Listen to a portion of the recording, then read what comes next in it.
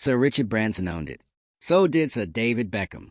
But Andrew Mountbatten Windsor simply inherited it, the freedom of the City of London. Today, that difference matters more than ever, amid intensifying public anger tied to the Epstein scandal. And the fallout from Andrew's own words in a televised interview, the City of London is reassessing whether a man under such scrutiny should continue to hold one of its oldest and most symbolic honours. What once served as a quaint relic of tradition has now become a litmus test of public values, and those values are shifting fast. If you love getting the real story behind the palace walls, don't forget to subscribe to the channel and tap the notification bell so you never miss an update. This deliberation is no longer about ceremonial rites or ancient customs. It's a defining moment for how institutions respond to disgrace within their ranks. Removing this final honor would mark a decisive end to Andrew's civic presence, not just as a prince, but as a once recognized public figure. The decision carries weight far beyond Andrew himself. It draws a clear line between historical privilege and modern standards of conduct. Andrew Mountbatten Windsor is about to be stripped of the last scrap of status he has left, and no, that's not an exaggeration. After years of scandal, disgrace, and institutional distancing, the final symbolic honor tethering him to any form of respectability is now under threat: the freedom of the City of London. It's not a flashy title. It doesn't come with power or influence. But that's exactly why this is such a brutal blow. The freedom of the city is one of those ancient, ceremonial honors that survives more out of tradition than function. It dates back centuries and once allowed people to drive sheep over London Bridge or carry a sword in public. In modern times, it's just symbolic, a quiet nod to someone the city chooses to recognize. People like Sir David Beckham or Sir Richard Branson get it as a sign of esteem. Andrew got it automatically through patrimony, not because he owned it, not because he contributed anything, but because of who his parents were. And now, even that inherited recognition might be taken away. Authorities in the City of London are reportedly reviewing procedures necessary to revoke Andrew's civic honor. They are working through the formalities, checking how it can be done, because, let's be honest, this isn't a routine move. It's not every day the city looks to publicly sever ties with someone it once acknowledged, no matter how ceremonial the relationship was. But Andrew isn't just anyone, and this isn't just any honor. If you love getting the real story behind the palace walls, don't forget to subscribe to the channel and tap the notification bell so you never miss an update. This is the last remaining public symbol of his inclusion in British civic life. And it's hanging by a thread. Because when you're caught up in a scandal like the Epstein case, when your own public attempt to defend yourself spiral into viral disaster, when the royal family cuts you loose and the public turns away, well, there's not much left to hold on to. The Epstein scandal didn't just dent Andrew's reputation, it obliterated it. The association alone was damaging enough. But then came the infamous BBC interview, the one where he tried to clear his name, and somehow ended up making things exponentially worse. It was baffling, out of touch, flat-out damaging. There was no remorse, no clarity, just awkward deflections, bizarre claims, and a staggering lack of awareness. It became a cultural moment for all the wrong reasons. From there, the fallout was inevitable. He was pulled from royal duties. His military affiliations were returned. His royal patronages were withdrawn. He was told to stop using his Royal Highness. One by one, the ties to royal privilege were cut. And yet, the freedom of the City of London quietly remained. Until now. That's what makes this moment so significant. Because this is more than just another loss. This is the last one. The final, formal piece of status he has. And the fact that this is now being reconsidered shows how completely Andrew's public standing has collapsed. The City of London isn't known for rash decisions. This is an institution that thrives on stability, tradition, and a certain kind of ceremonial continuity. So the fact that they're even discussing revoking this honor says everything. It's a calculated move to protect their image, to signal their disapproval, and to formally disassociate from a figure who has become a walking PR disaster. Because the public's patience is gone, the political pressure is mounting, and institutions are realizing that silence looks a lot like complicity.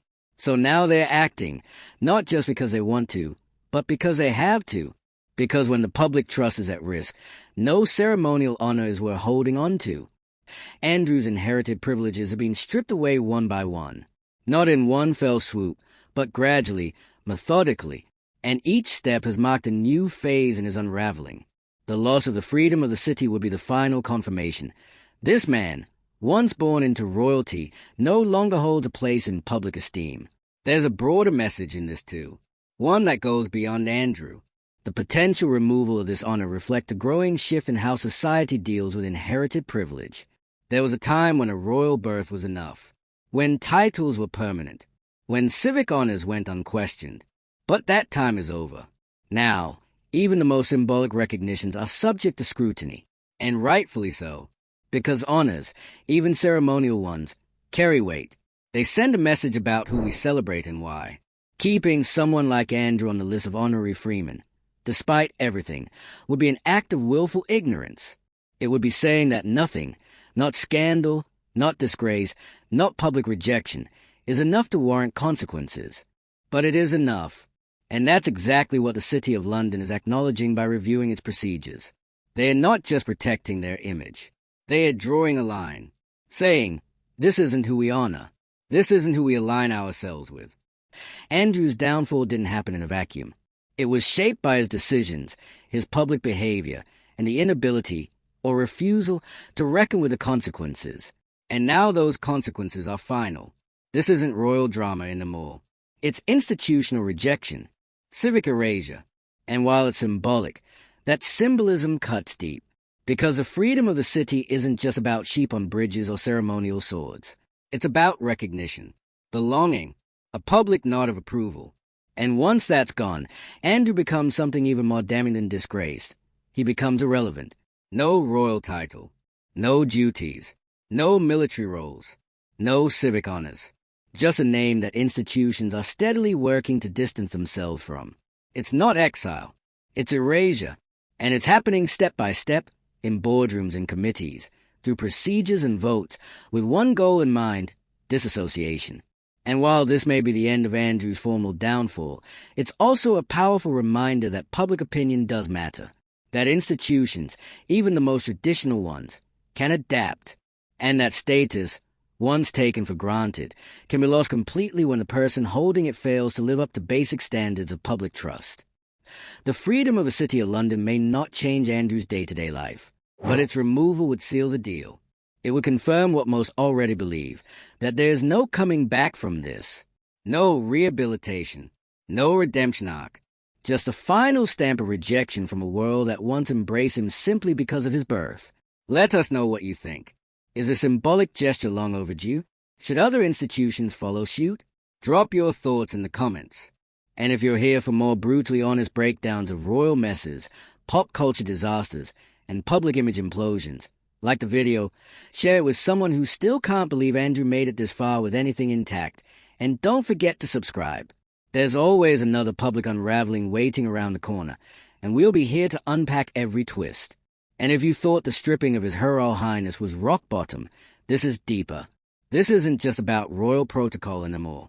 This is about institutions outside the monarchy, looking at Andrew and saying, we don't want our name next to his. Because that's exactly what this is. The freedom of the City of London is a ceremonial honor, yes, but it's also a kind of institutional endorsement. A quiet, dignified nod that says, you are one of us. So when an institution as old and self-preserving as the City of London is actively reviewing how to rescind that recognition, the message isn't subtle. It's rejection. It's institutional shame. And it's a final step in a very long, very public unraveling. Andrew didn't just lose the public. He lost the palace. He lost the military. He lost every symbolic structure that once supported him. And now, he's about to lose the last, an honorary title inherited, not owned, and yet still too offensive to keep attached to his name. And that part is important. This was never something he worked for. It wasn't awarded for service, for philanthropy, or for contribution to public life.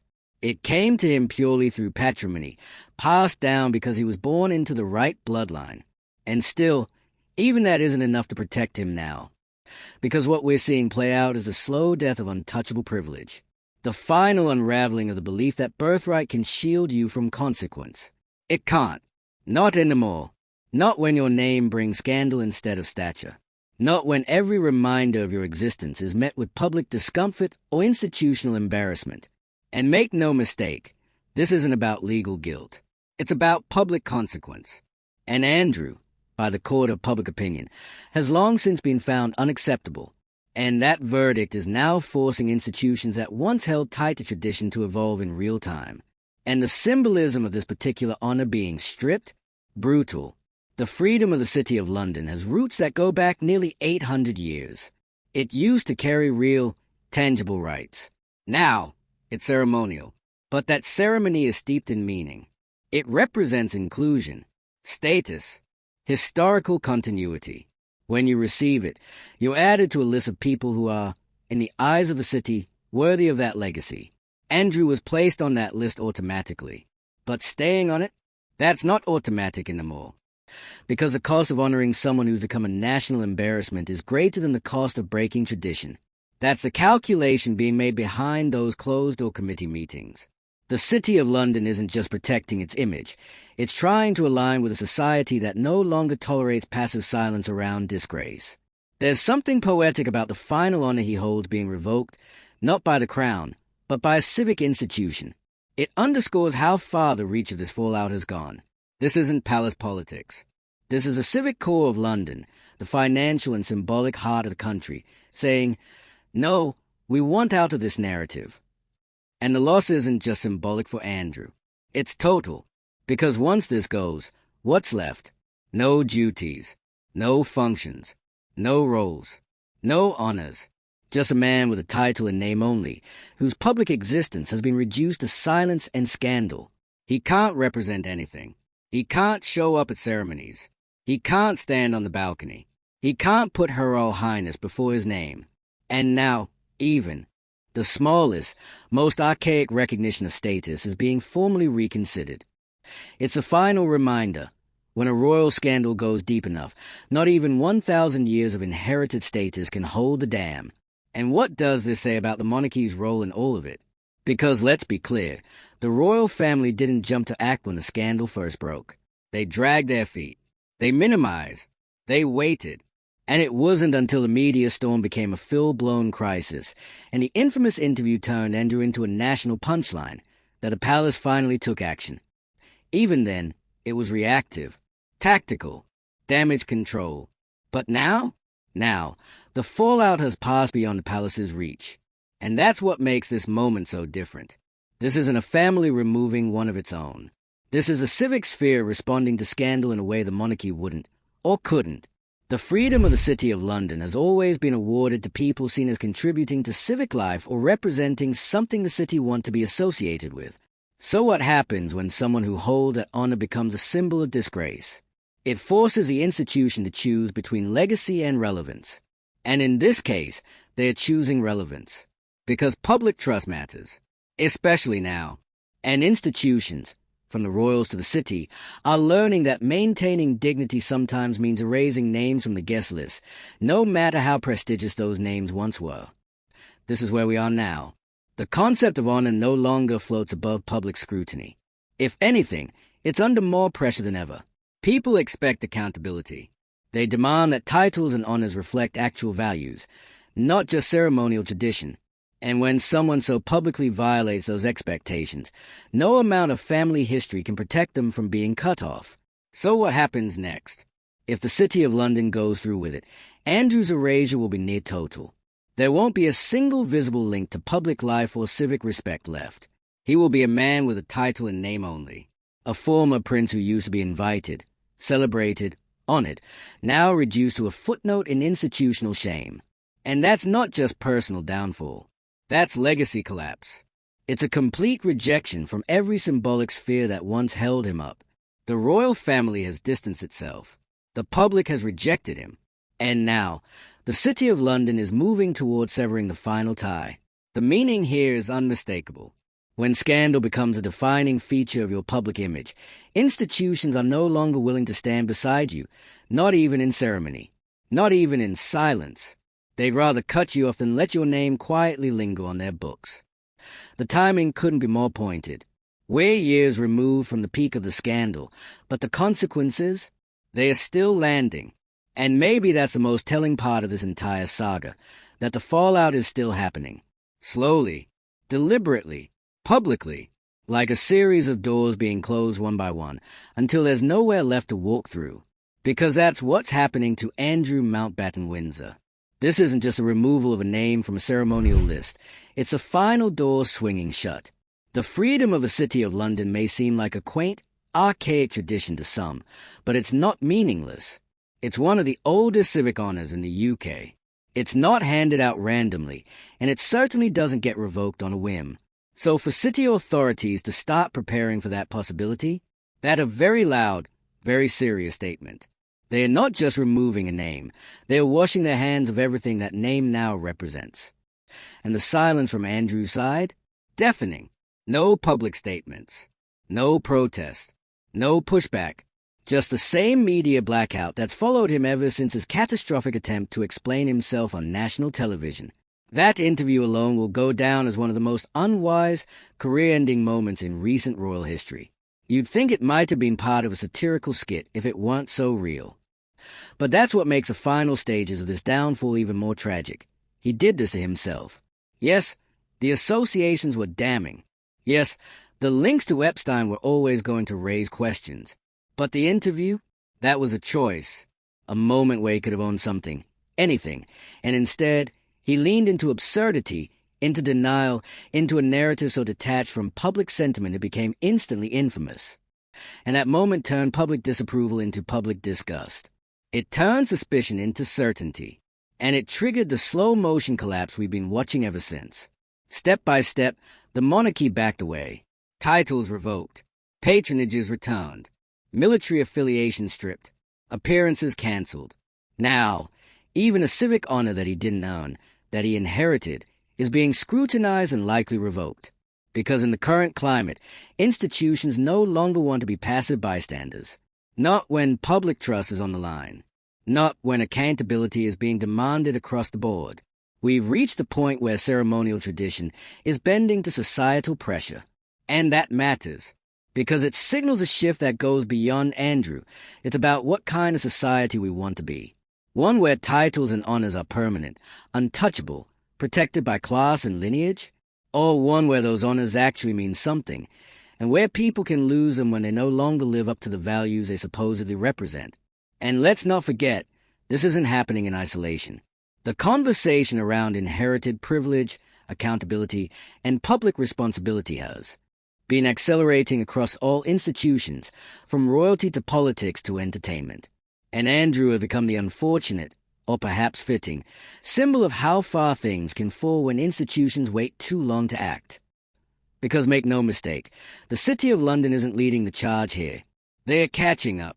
They are reacting to pressure, to expectations, to a cultural landscape that no longer tolerates the quiet brushing aside of scandal. And while it may be late, it's still consequential. Because when the final honorary tie is being cut, that's not a gesture. That's a verdict. There's no comeback tour for Andrew. No rebrand. No strategic rehabilitation. There's just silence and revocation. And that's why this moment feels so final. Not because it's loud, but because it's official. Because a name that once stood for status and lineage is now reduced to risk and disgrace. Because a city that once offered an inherited nod of respect is now working to undo even that. The phrase symbolic honor gets thrown around a lot. But when symbols are all you have left, their removal is devastating. And that's where Andrew is now, with nothing left but a name that institutions are trying to quietly erase. And as for the monarchy, this has exposed more than just Andrew's actions. It's exposed their hesitancy, their slowness, their inability to act decisively when the stakes were highest. Because if the City of London can take steps to strip an inherited honor for the sake of institutional integrity, what does it say that it took the palace years and immense pressure to do the same? That contrast is jarring, and it reflects a tension between a monarchy clinging to legacy and a civic world increasingly driven by public expectation. One moves slowly, cautiously, trying to protect the system. The other is being forced to respond to a world that's less forgiving, more transparent, and, let's be real, less impressed by inherited privilege than ever before. And maybe that's the biggest takeaway here. The erosion of Andrew's public standing isn't just about him. It's about the growing realization that titles don't mean anything if they're not backed by integrity. That you can't slap a royal label on disgrace and expect people to look the other way. Not anymore. Because the public does care. They care who gets honored. They care who institutions associate with. And they care whether someone's actions come with consequences, even symbolic ones. So the freedom of the City of London, it might not give Andrew the right to drive sheep across a bridge anymore, but it does represent whether or not he is still publicly acceptable. And right now, the answer seems clear. He's not. And when even the most ceremonial of institutions are preparing to say, you no longer belong here, you know the final curtain is falling. Let us know what you think. Should these kinds of ceremonial honors be revoked in the wake of public scandal? Is this a real sign of progress, or just a belated attempt to catch up with public sentiment? Drop your thoughts in the comments, and if you've stuck with us through this royal unraveling, go ahead and hit that like button, share the video, and subscribe for more deep dives into the meltdowns, mishandlings, and institutional disasters that define modern scandal. We've got plenty more to unpack.